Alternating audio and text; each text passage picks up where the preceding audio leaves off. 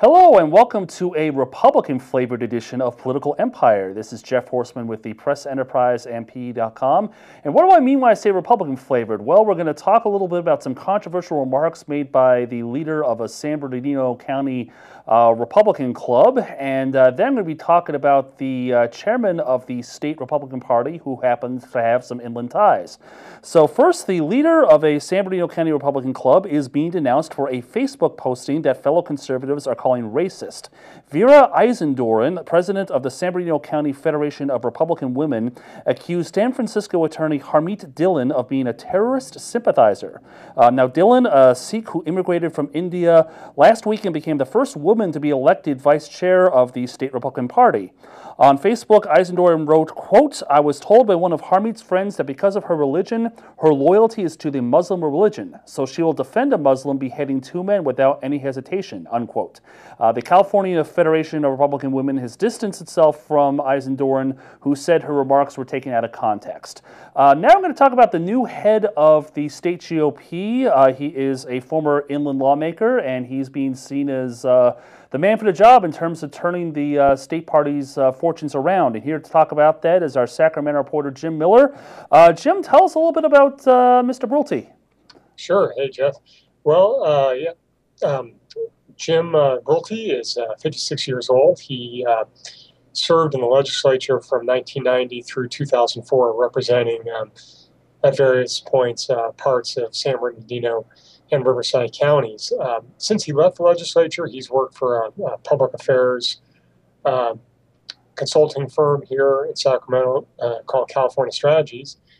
But in the months leading up to the November election, when there already were signs that things were not going to go well for Republicans, he began to get approached about becoming chairman. And that had been talked before over the years. But that encouragement picked up after Republicans, had a pretty bad November here in California. They lost a few congressional seats, and at the same time, Republican registration's below 30%. They have no statewide officers. There's several $100,000 in debt, and 2014 doesn't look to be any better. So at their convention last weekend, they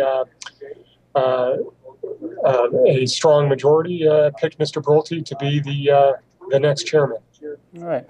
Now, you mentioned some of the problems or, I guess, bad election results that the Republicans have experienced here in the Golden State. What's their strategy for trying to turn things around? Well, I think Brulte wants to, bring back the kind of rebuild the party from the ground up, is the terms he's said several times, and that includes, rebuilding the fundraising base, working more with, getting back in touch with the grassroots, the volunteer core, who are kind of the ground troops for any kind of campaign. And then a big part of it is to go out and recruit candidates who reflect the state's demographics, and particularly the demographics of the district or of the districts that they're running for.